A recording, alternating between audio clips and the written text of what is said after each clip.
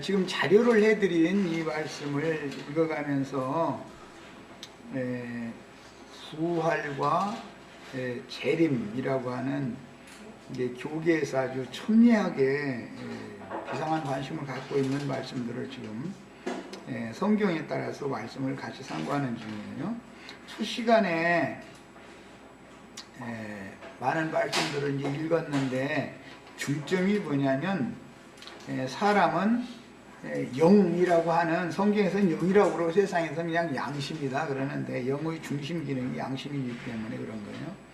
그리고 이제 그 마음 속에는 혼 기능이 있어서 그것은 생각하고 감정하고 어떤 걸 느끼고 또는 어떤 것을 결단하고 결정하고 이런 거 하는 기능, 혼이라고 하는 기능이 있어요.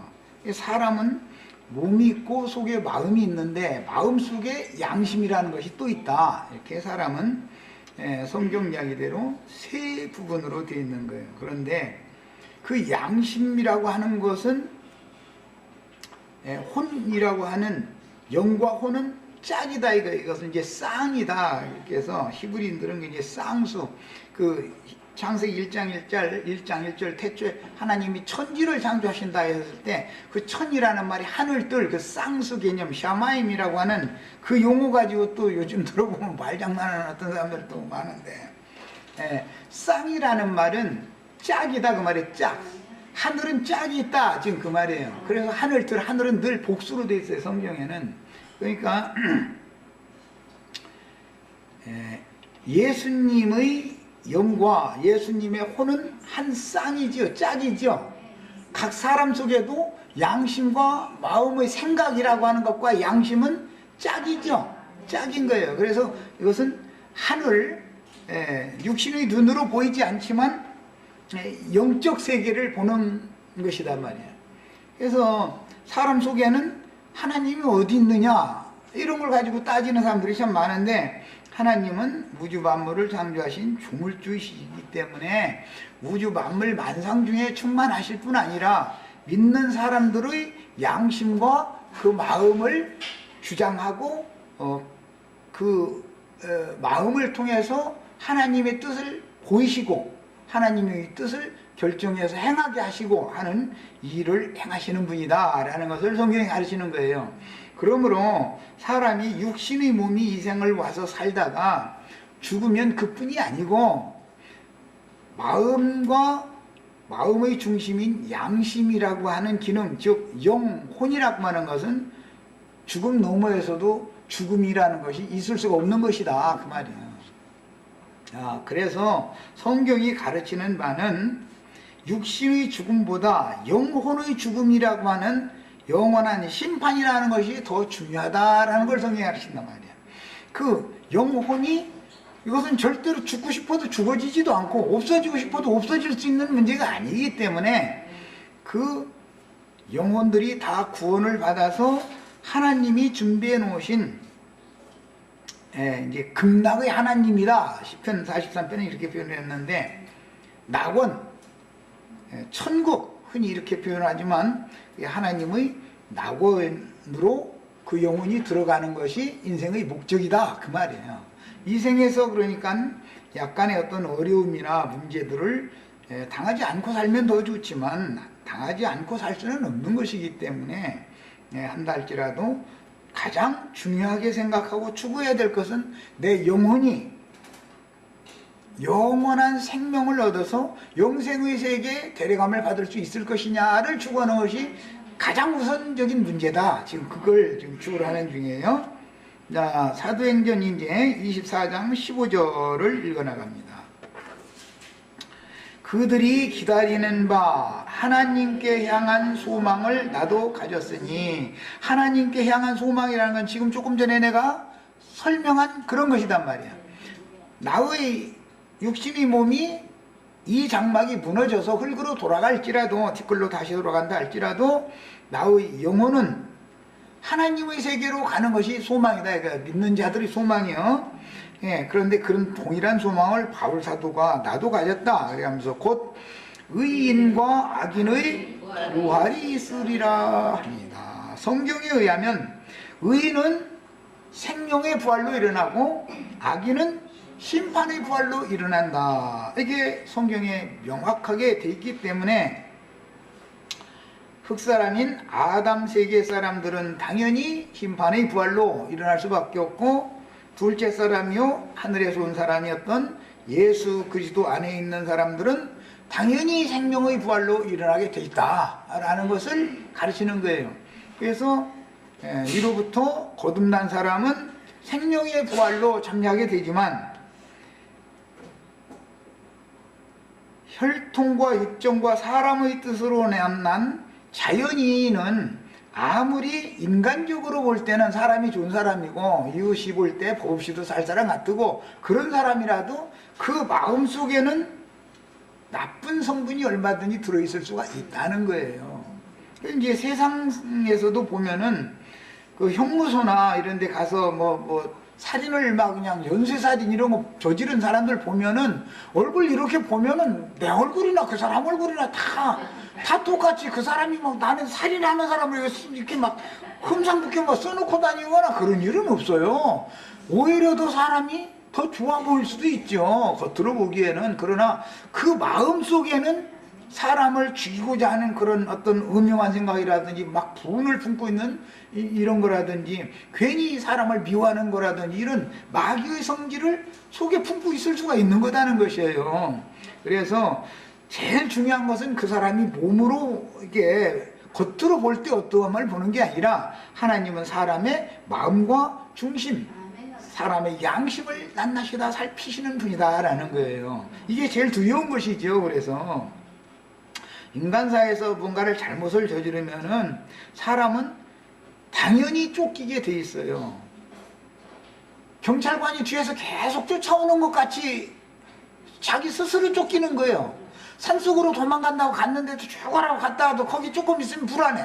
거기 경찰관이 쫓아오는 것 같아. 그럼 또 딴 데로 또 도망가야 돼. 거기 가서 조금 앉았으면 또 불안해. 또 쫓아오는 것 같아. 끝이 안 나. 이것은 왜 그러는 거예요?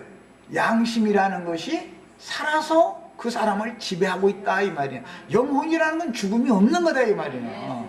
하나님이 주장하거나 마귀가 그를 주장해서 어떤 악행을 저지르게 하거나 하나님이 그를 지배해서 악행에서 건져내 주시거나 이렇게 하도록 되어 있는 것이 사람의 속의 기능으로 하는 것이지, 사람의 몸이 뭐를 어떻게 한 것만 봐가지고 되는 게 아니다 그 말이야.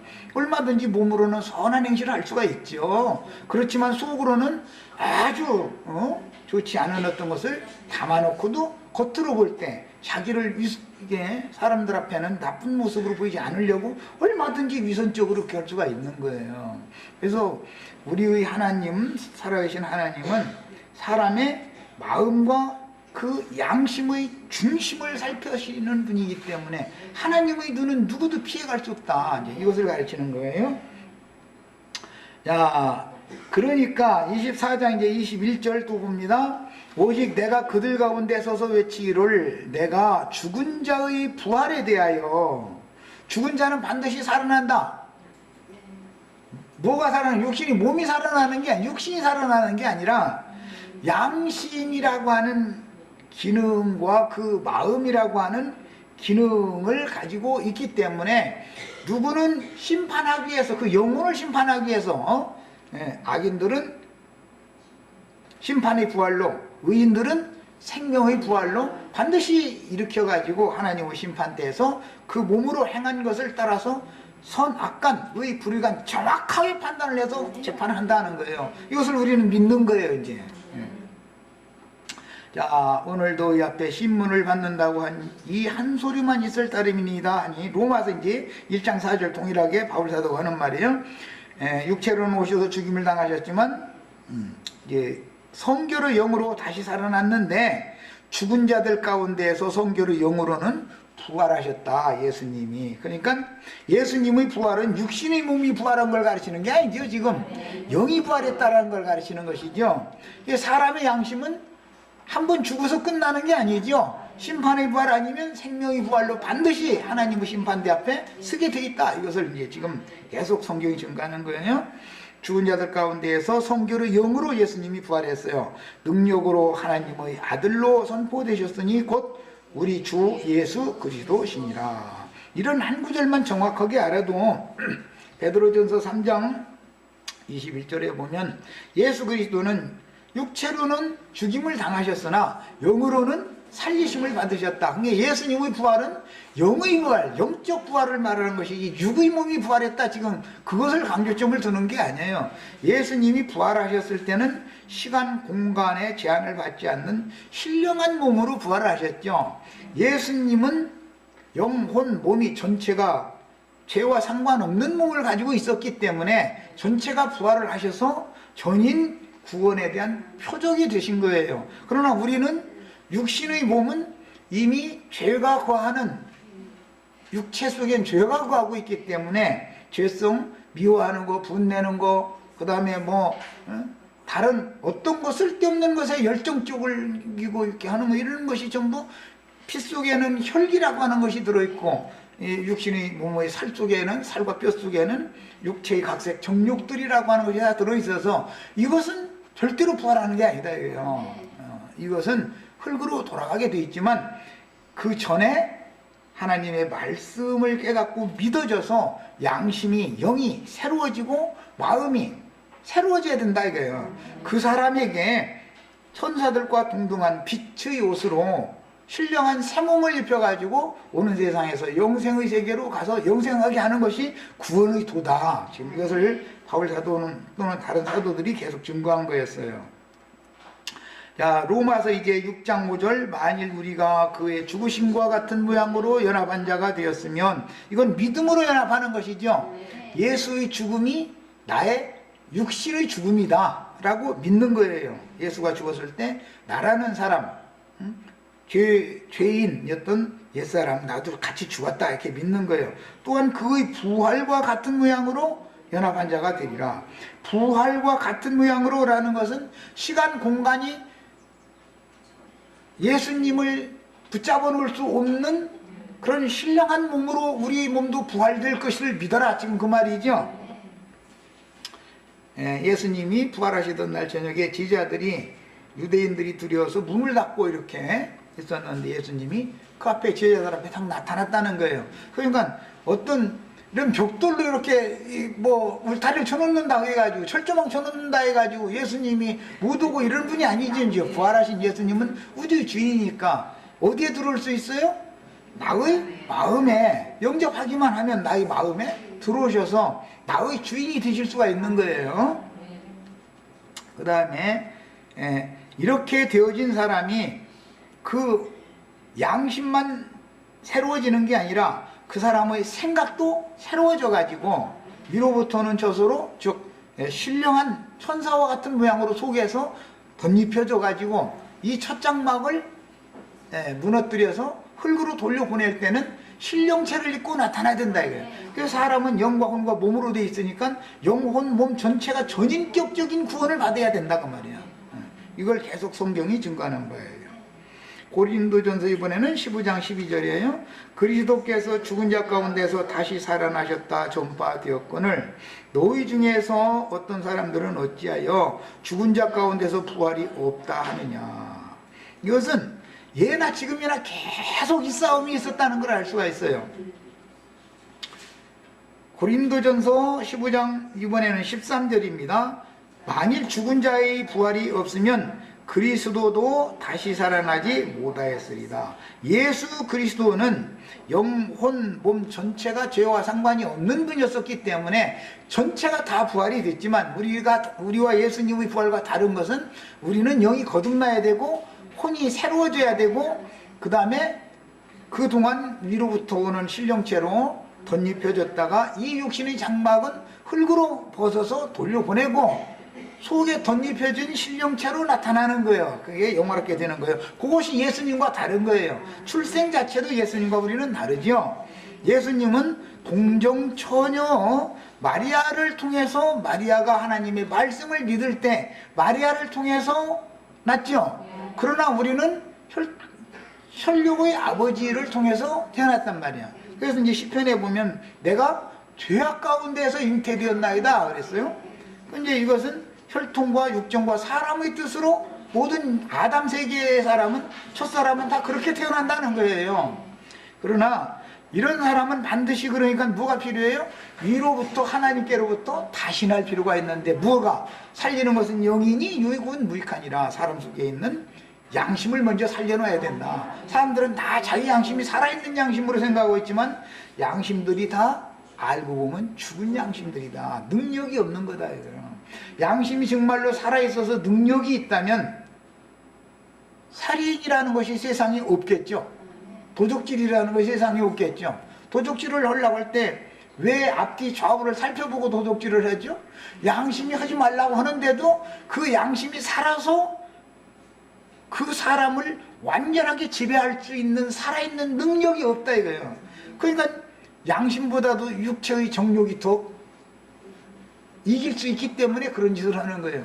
그래서 예수 그리스도는 성결의 영으로 부활돼 가지고 성결한 영을 내 속에 넣어줘 가지고 나의 양심을 성결한 양심으로 살려놓으면, 그때서 사람이 그 양심을 통해서 나를 지배하는 예수 그리스도로 말미암아 죄에서 벗어날 수가 있는 것이다. 이게 구원이 도다. 지금 이걸 가르치는 거예요. 그러니까 하나님의 생명을 얻지 못하면 절대로 죄를 이길 수 있는 능력이 없는 것이죠. 고린도전서 이번에는 15장 21절입니다. 사망이 한 사람으로 말미암았으니, 이건 한 사람, 첫 아담을 말하는 거예요. 죽은 자의 부활도 한 사람으로, 여기 나오는 한 사람은 예수님을 말하는 거예요. 예, 한 사람으로 말미암는도다. 이번에는 고린도전서 15장 42절, 죽은 자의 부활도 그와 같으니, 무엇과 같으냐? 썩을 것으로 신고 썩지 아니할 것으로 살아나는 것이다. 썩을 것이라는 건 육신의 몸은 한번 죽으면 썩죠. 우리 육신의 몸이 죽어서 흙 속에 갖다 장사 지내면 썩어가지고 다시 흙으로 돌아가게 하느라고 구더기가 다 파먹어버리죠. 육신은 뭔 밥 되는 거예요? 알고 보면 구더기밥 되는 거예요. 구더기밥. 그래서 주님이 말씀하실 때 지옥불에는 구더기도 죽지 않느니라 그렇게 이렇게 표현을 했는데, 이것은 웜이라고 영어에서는 그렇게 표현해서, 이건 뭐냐면 헤롯이 하나님께 영광을 돌리지 않고 백성들을 통해서 자기가 영광을 다 하나님의 영광을 도둑질을 하니까 충이 먹어 죽었다 그랬는데, 그 충이라는 말이 구더기다. 구더기. 그러니까 이 혈육을 파먹는 것은 구더기다 이 말이에요. 생선 같은 거 그냥 말리다가 비 맞춰서 그냥 못 먹게 생겨서 아무데나 놔두면은 며칠 지나 보면 고자리가 바글바글 하죠. 그래가지고 그거 왜 그러는 거예요? 흙으로 티끌에서 온 거니까 육체는 티끌로 돌아가게 하려면 그런 과정을 당연히 거치게 돼 있는 것이다 말이야. 그래서 육체라는 것은 하나님의 나라에는 전혀 무익한 것이다. 다만 우리 영혼이 구원을 얻어서 이 장막을 벗어날 때 신령체를 입고 영화로운 상태가 되어져 가지고 영생의 세계에 들어가게 하기 위해서 다만 덮개로 이렇게 덮어놓은 것일 뿐인 것이지, 하나님이 보시기에는 이 육신의 몸에 대해서 그렇게 관심을 갖는 게 아니다.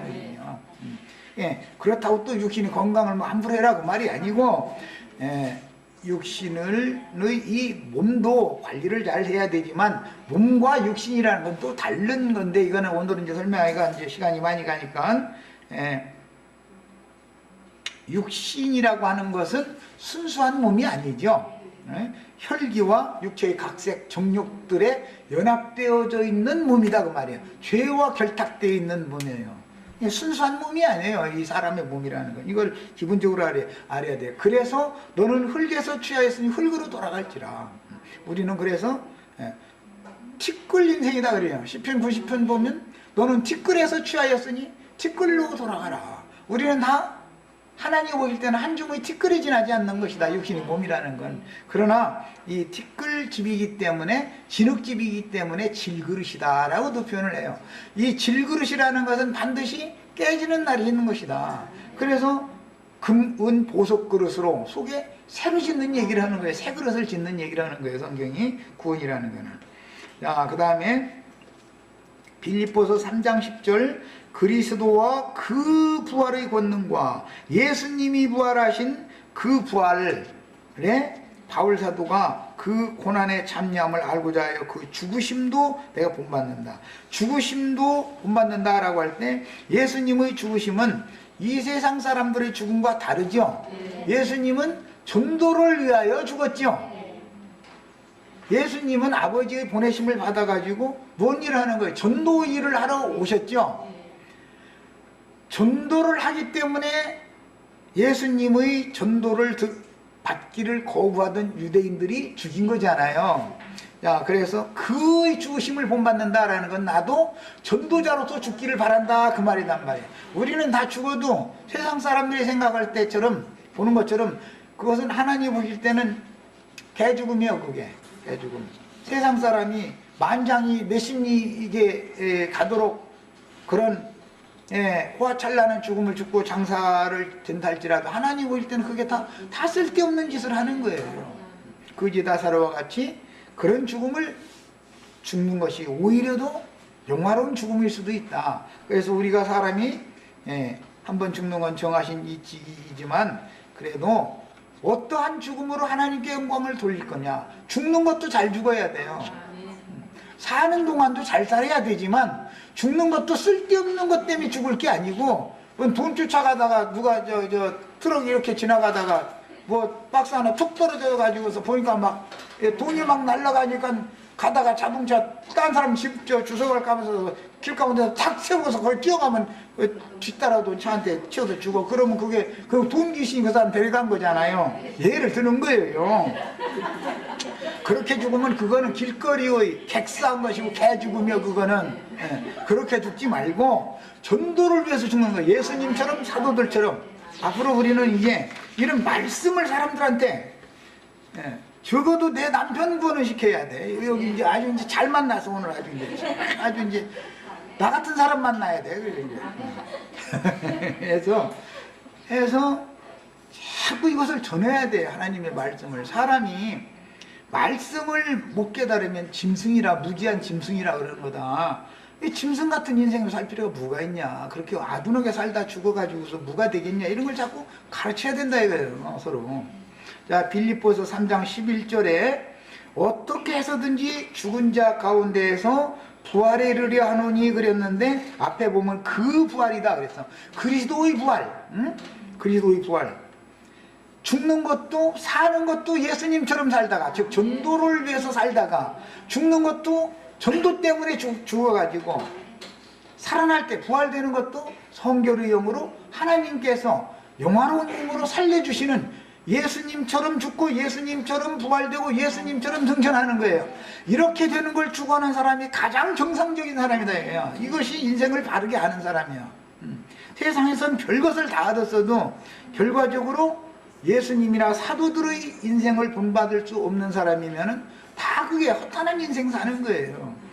또 이렇게 이제 한쪽으로 강조해서 하다 보면 그럼 세상에 직장 생활도 않고 이러고 감나 밑에 가서 입만 벌리고 있으면 하늘에서 뭐 쏟아지느냐고. 그렇게 쏟아지는 게 아니죠. 그렇게 하늘에서 뭐가 쏟아지느냐면은 저 풀쐐기가 쏟아져 가지고 사방에 쏘아버려. 그렇게 하시지 말고 열심히 정직한 손으로 일을 해가면서 열심히 살지만 세상에 사는 것은 하나님의 말씀을 가르침받고 배우고 예수님처럼 사도들처럼 되려고 사는 것이지. 그냥 세상에서 뭘 막 그냥 돈을 많이 벌어서 뭐하고 뭐 그런 것에만 목적을 둬서는 안 된다. 그렇다고 돈을 벌지 말라는 게 아니에요. 열심히 사셔야지요. 열심히 사셔야지만 그것에 목적을 둬서 사시면 안 되는 거다. 예수님이 34세밖에 못 살았지만 제일 인생을 잘 산 분이 예수님이라는 걸 성경이 말하는 거예요. 에녹이라는 사람이 그때 1000년을 사는 시대인데 365세밖에 못 살았지만 구약시대에는 제일 하나님 보실 때 제일 잘 산 사람이 에녹이다. 신약시대에 와서는 예수가 제일 잘 산 사람이다. 이것을 성경이 구약시대에 누가, 신약시대에는 누가, 이게 본이다 이 말이에요. 본. 우리는 이제 그런 인생을 사는 거예요. 이제 또 다치다 보면 이제 또 자기는 살 만큼 다 살고 나서 말이야 헛소리 한다고. 그 이것도 억지로 죽는 게 아니죠. 억지로 내가 죽는다, 자살한다 해가지고 될 게 아니죠. 데려가실 때까지는 최선을 다해서 하나님의 일을 해야지. 그 다음에 디모데후서 2장 18절 읽습니다. 진리에 관하여는 그들이 그릇되었도다. 후메네오와 알렉산더라는 사람들이 진리 증거를 바울 사도가 하면은 계속 대적을 한 거예요. 그랬는데 부활이 이미 지나갔다. 이거 지금 이제 요즘에 우리 김아무개가 지금 얘기하고 있죠. 오는 부활이라는 걸 부정해버려.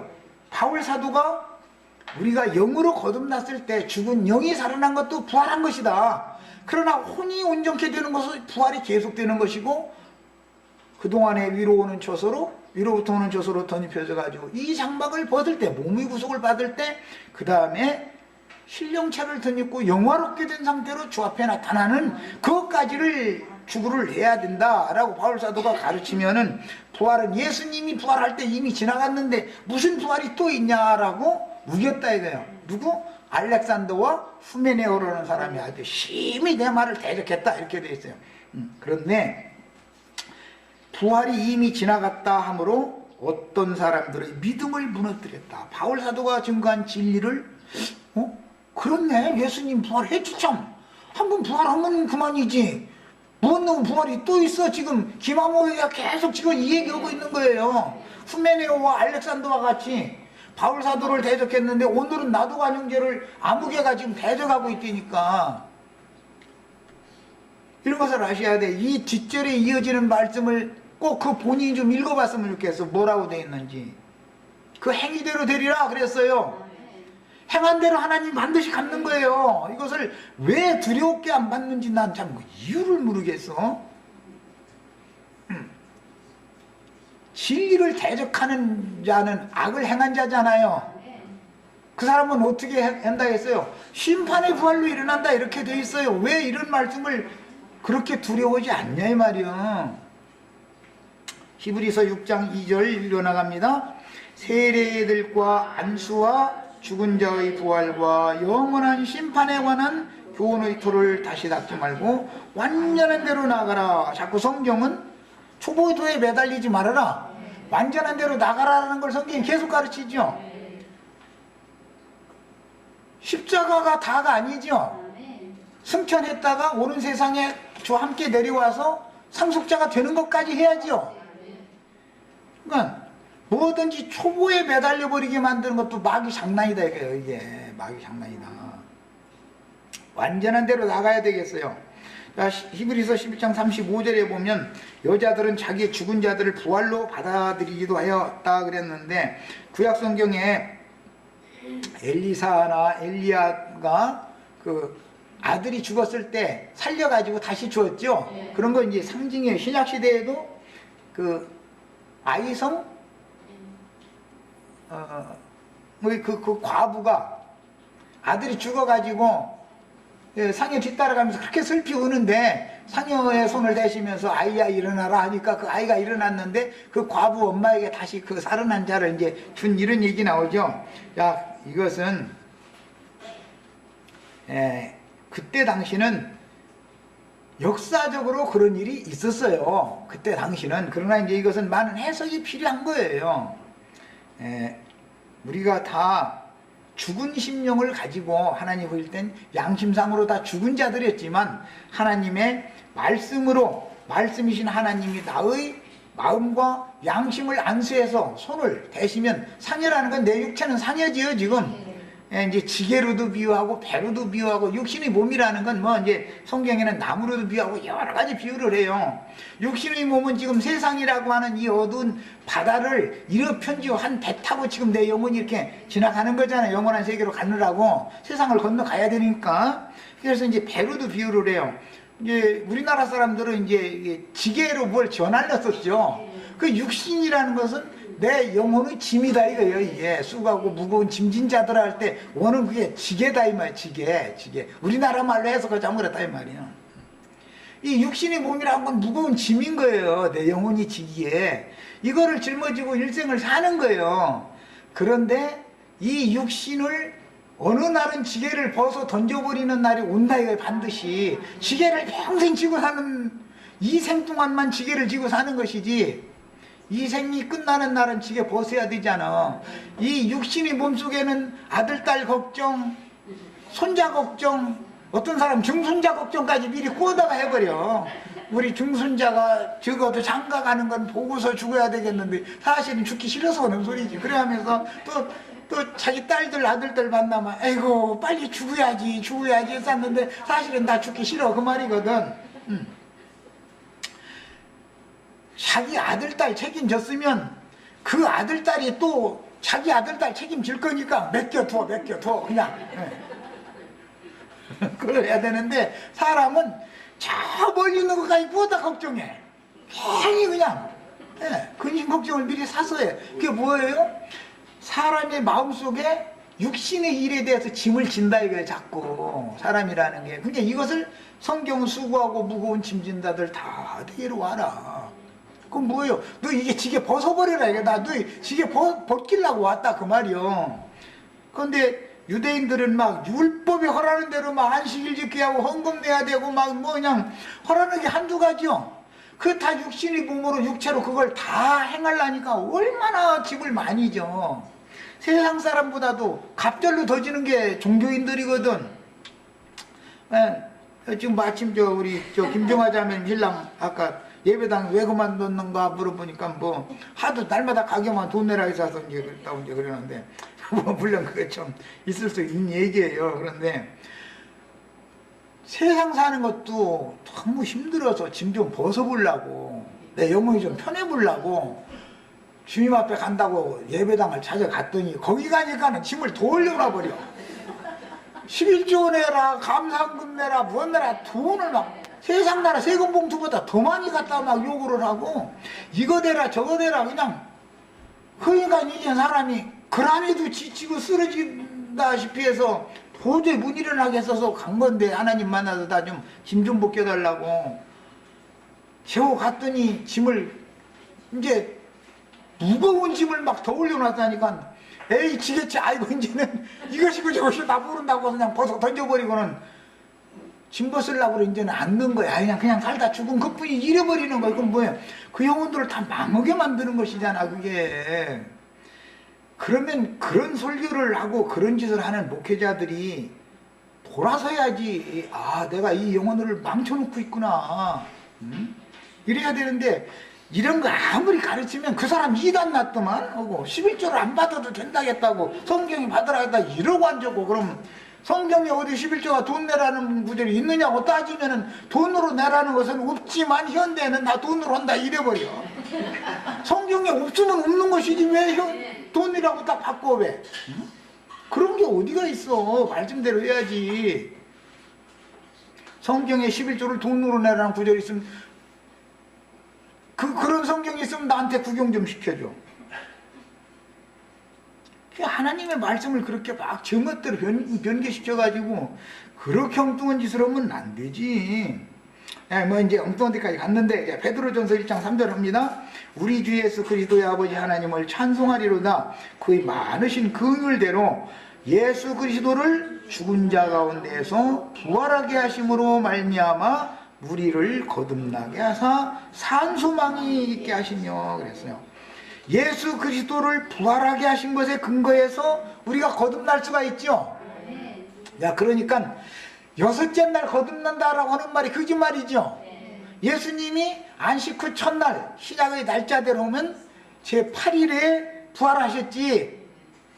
내가 거듭났다 말하면 난 제8일에 거듭났다 이렇게 말해야 맞는 것이지 6일 거듭나서 7일날 왕이 되고 이래버리면 이거는 7일날은 왕이 되는 게 아니라 무덤에 들어가서 장사돼서 세상사에 대해서는 죽어서 장사된 사람이 세상사에 대해서 염려 걱정 근심이 여전히 있어요 없어요?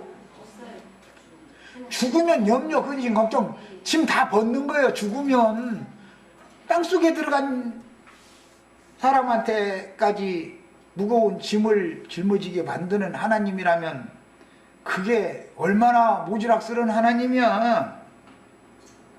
일곱째 날은 안식하는 날이 안식하는 날. 모든 수고한 짐 무거운 짐 다 벗어버리고 죽는 날. 짐 벗으면 시체 갖다 장사하지요. 장사되어져야 거기서나 쉼이 오는 것이다. 이거. 그러니까 옛사람이 혈과 육을 입고 세상에 살고 있는 사람은 육신을 입고 이 장막에 살고 있는 동안은 쉼이 있어요, 없어요? 쉬고 싶어도 쉴 수가 없어. 아침에 일어나면 학교 가는데 얼마 학교에서 갖고 오라 했다느니 무엇이 어떻다느니 뭐 마누라는 쌀 떨어졌다느니 뭐 요새는 쌀 떨어지는 건 이런 거는 일도 아니고 툭하면 무슨 가스값이니 수도값이니 뭐 전화값이 요새는 그렇게 많이 나오고 전화값이 세금 중에 제일 많이 나온다더만 보면 우리는 2만 원 넘으면 난 안 써버려. 17,000원 이 넘으면 왜 이렇게 많이 썼냐고. 나는 이제 전화를 잘 쓰지도 않는 사람이니까 우리 자매만 갖고 다니니까 2만 원 넘게 난 절대 안 써. 이런 것도 지혜예요, 지혜. 그거 없을 때도 살았는데 요새는 그거 없으면 못 살아. 신호가 바뀌었는데도 요거 쳐다보느라고 길을 안 비켜. 이러고 가, 이러고. 그러다 치워주면 어떻게 하려고 그러는지 모르겠어. 길 건너갈 때랑 좀 끄고 건너가서 어디 편안한 데 앉아서 하든지 말이야. 그게 뭐예요 도대체. 다 중독 걸려버렸어 내가 보기에는. 난 그렇게 않고도 멀쩡하게 살아. 그 전화번호 뭐 입력 안 해도 주냐고 나 여기다 지구책에다 적어가지고 다니는데도 아무 문제 없어. 나처럼 산다고 해서 세상을 못 사는 것이 아니야. 꼭 그렇다. 이제 또 이거 봐. 우리 자매님들 이제 지체들 또 그러면 나 이제 핸드폰 안 쓴다더만 나 이제 핸드폰 안 쓴다고 또 이러고 또 운동보를 가면서 그게 아니고 너무 지나치지 말라 이거예요. 뭘 해도 길 건너가는 데까지도 이거 들여다보고 가가지고 해야 되겠어요? 아니 그러다가 사고 나면 어떻게 할 거야. 뭐든지 정도라는 게 있어. 할 수 있는 범위 내에서 뭐든지 하는 거예요. 사람이 사는 걸. 뭐 나는 조금 너무 지나치게 안 쓰는 편이고 또 꼭 나처럼 해라 또 이렇게 하는 강요하는 건 아니고 그것이 또 짐이 될 수가 있으니까. 그러나 사람은 무엇이든지 지혜롭게 하셔야 돼. 무엇이든지 하나님이 정해놓은 범위가 있어. 부부 생활에서도 네 아내로 네 남편으로 서로 공경하고 사랑하고 만족하고 그러고 살아야지. 딴 데다 눈을 돌리기 시작하면 걔 잡놈 만나가지고 인생 망칠 수 있어. 사람이라는 것은 하나님이 정해놓은 어떤 한계가 있는 거야. 한계를 벗어나는 짓을 절대 하면 안 된다 이거예요. 그럼 나에게 불행이 당연히 닥치는 거예요. 하나님이 살아계신 하나님이고 공의의 하나님인데 하나님을 두려울 줄 알아가면서 살아야 이 말이에요. 예, 뭐든지 지나친 짓을 하면 안 되는 거예요. 그 다음에 베드로전서 3장 21절에 물은 예수 그리스도께서 부활하심으로 말미암아 이제 너희를 구원하는 편이 곧 세례라. 예, 결국은 물로 세례를 한다라는 말은 물이라는 것은 에베소서에 보면 하나님의 말씀 안에 있는 생수의 물이다 이렇게 해석이 되어 있죠. 그러니까 말씀으로 세례를 받아야 영혼이 깨끗게 되어지고 거듭나고 부활할 수 있는 것이지 말씀으로나 이게 가능한 것이지 물 침례 받는다 세례 받는다 그렇게 해서 사람이 거듭나는 게 아니죠. 이제 그 말이에요. 그 다음에 이제 계시록 20장 5절에는 첫째 부활 얘기가 나갔어요. 이 첫째 부활은 생명의 부활인 거예요. 예수 그리스도의 그 부활이에요. 그 다음에 이 첫째 부활에 참여한 자들은 복이 있고 거룩한 사람들이다 그랬고 그 나머지 사람들은 죽었는데도 천년이 차이까지는 살아나지 못한다 이렇게 되어 있어요. 자 이제 자료 원래는 앞에 해드린 요 자료를 말씀을 나누기 위해서 오늘은 이제 부활에 관한 말씀을 주로 나눠야 되니까 성경에 나와 있는 부활이라는 단어를 다 찾아서 같이 읽어본 거예요. 자 이제는 오늘 나누고자 하는 말씀의 본론 말씀인 처음에 해드렸던 그 자료의 7번 항목을 봅니다. 이미 예수님의 부활하심으로 말미암아 우리가 거듭났다. 이거 우리 여러 번 읽었죠? 그 다음에 오는 부활의 때가 있죠? 지나간 부활이 있었죠? 예수님이 부활했으니까 한 번은 부활이 지나갔죠? 예수의 부활로 말미암아 우리도 거듭났죠? 그럼 거듭난 부활은 지나간 부활이에요. 그러나 오는 부활이 또 있단 말이에요. 성경이 분명하게 오는 부활이 또 있다. 누가복음 14장 14절 오는 부활의 때에 보상을 받는 얘기를 이미 아까 우리 읽었어요. 부자들을 초청하지 말아라. 가난한 자들을 초청하면 오는 부활의 때 가품을 받을 수가 있다. 거기 읽었었죠? 누가복음 14장 14절. 야, 이번에는 사도행전 4장 2절. 이것은 아까도 읽었는데 다시 한번 이것을 읽겠습니다. 아주 중요해서 그래요. 사도행전 4장 2절. 이번에는 자신의 성경책으로 읽는 거예요. 자신의 성경책으로 읽는 거. 이번에는 자료를 읽지 말고, 자료를 읽으면 휙 지나가 버리니까 그래. 자신의 성경책에 출처가면서 읽는 거예요. 예수 안에 죽은 자의 부활이 있다. 예수 안에서 죽은 자가 있고 아담 안에서 죽은 자가 있죠. 아담 안에서 죽은 자는 무슨 부활로? 심판의 부활로 일어나는 거예요. 예수 안에서 죽은 자는 무슨 부활로? 생명의 부활로 일어나는 거예요. 자, 예수 안에서 죽은 자는 의인의 부활로 일어나는 것이고, 아담 안에서 죽은 자는 악인의 부활로 일어나는 거예요. 이거 지금 우리가 성경 부활에 관한 걸 쭉 읽었을 때 이렇게 요약을 탁 할 줄 알아야 돼요. 예수 안에 죽은 자의 부활이 있다고 백성을 가르치고 전하는 것을 제사장들이 싫어하더라 이거예요. 유대교의 제사장들은 성경에 대해서 잘 아는 사람들임에도 불구하고 사도들이 예수 안에서 죽은 자들은 부활이 있는데 이 사람들은 의인의 부활, 생명의 부활로 일어나게 돼 있다. 아담 안에서 죽은 자들은 악인의 부활, 심판의 부활로 일어나게 돼 있는 거다 라고 전도를 하니까 제사장들과 성전 맡은 자들이 싫어하더라는 거예요. 오늘날도 이런 진리를 증거하면 싫어하는 사람들이 있는데 그 대표가 요즘에 김아무개가 아주 지금 아주 앞장섰어. 지금 가만 보니까 해도 너무 심해. 후메네오와 알렉산더가 하는 것처럼 부활은 이미 지나갔는데 말이야. 무슨 놈의 부활이 또 있느냐. 예수 그리스도의 부활로 말미암아 우리가 거듭났을 때 죽은 영이 살아난 것이 분명히 부활이에요. 영적 부활이 있었지만 혼이 온전케 되는 부활이 앞으로 계속 더 되어져야 되고, 최후로는 신령한 몸을 입고 영화롭게 된 상태로 나타나기까지 부활이 계속 되어져야 되는 것이지, 어떻게 지나간 부활만 있어. 오는 부활이 당연히 있지. 응? 그 다음에 디모데후서 2장 18절 이거 아까 우리 읽었어요. 부활이 이미 지나갔다 하므로 어떤 이들의 믿음을 무너뜨리는 자들이 있다 그랬나. 이 사람들이 누구냐면 후메네오와 알렉산더가 있는데 그들은 진리에 관하여는 그릇 알고 있는 자들이다. 진리에 대하여 그릇된 자들이다. 이미 사도들이 복음 전할 때도 이런 일이 있었어요. 오늘 내가 당하는 것과 똑같은 일이 그때 당시도 있었다 이거예요. 지나간 부활이 있지요. 예수님이 부활했죠. 그 예수 그리스도의 부활하심으로 말미암아 거듭났어요.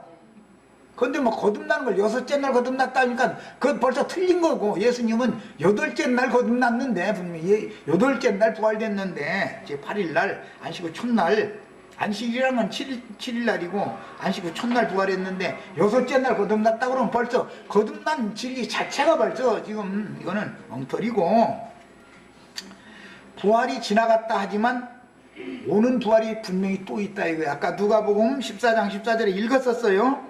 사도행전 4장 2절도 읽었어요. 사도행전 24장 15절 이 부분은 안 읽었지만 여기에도 그 말씀이 또 나왔어요. 그 다음에 고린도전서 이번에는 읽습니다. 고린도전서 자신의 성경을 읽는 거예요. 고린도전서 15장 12절 13절 우선 읽겠습니다. 죽은 자의 부활에 대해서 지금 상고하는 거예요. 그리스도께서 죽은 자 가운데서 다시 살아나셨다 전파되었거늘 너희 중에서 어떤 사람들은 어찌하여 죽은 자 가운데서 부활이 없다 하느냐. 만일 죽은 자의 부활이 없으면 그리스도도 다시 살아나지 못하셨을 것이다. 죽은 자의 부활이라는 것이 어디가 있냐라고 그때 당시 이렇게 억지 쓰는 자들이 많이 있었다는 거예요. 오늘날도 마찬가지죠. 지금 똑같은 현상은 계속되고 있어요. 이번에는 20절로 25절을 읽어보겠습니다. 18절에서 22절까지를 쭉 이어서 읽겠습니다. 또한 그리스도 안에서 잠자는 자도, 거기는 줄을 쳐놓습니다. 아담 안에서 죽은 자가 있고 그리스도 안에서 잠자는 자라고 표현했어요. 이것은 죽었다고 하지 않고, 야, 완전히 죽었으면 내일 아침에 일어나요? 못 일어나요? 오늘 밤에 잠자러 들어가서 잠이 들었으면 내일 아침에 일어나요? 못 일어나요? 잠을 자는 자는 일어나죠. 죽은 자는 안 일어나요. 그래서 성경 표현에 아담 세계 안에서 죽으면 죽었다 그렇게 표현을 해요. 그러나 그리스도 예수 안에서 죽은 사람 보고는 잠잔다 이렇게 표현해요. 왜 그렇게 표현을 하겠어요? 일어날 때가 있다, 일어날 때가 있다. 그래서 표현을 그렇게 하는 거예요. 벌써 시간이 다 됐어요. 그러면은 요 고린도전서 여기까지만 빨리 읽겠습니다. 만일 또한 그리스도 안에서 잠자는 자도 망하였으리니 만일 그리스도 안에서 우리가 바라는 것이 다만 이 세상의 삶뿐이면, 이 세상이 다가 아니다 지금 그 말이죠. 모든 사람 가운데서 우리가 더욱 불쌍한 자리라, 예수 믿는다고 말이에요. 무슨 세상에서 이렇게 부를 추구하고 뭐 이런 거 하지도 못했으니까 하는 말이죠. 그러나 이제 그리스도께서 죽은 자 가운데서 다시 살아나서 잠자는 자들의 첫 열매가 되셨도다. 예수님이 부활하기 전에는 부활한 적이 없죠. 모든 자는 자들이, 구약시대의 모든 앞선 선진들이 예수의 부활 때나 부활이 되는 것이지 그 전에는 부활이 없었어요. 사망이 한 사람으로 말미암았으니 죽은 자의 부활도 한 사람으로 말미암는도다. 아담 안에서 모든 사람이 죽은 것 같이 아담 안에서 죽으면 무슨 부활로? 심판의 부활로, 악인의 부활에 참여하는 거예요. 그리스도 안에서 모든 사람이 삶을 얻으리라. 여기까지 해서 마칩니다.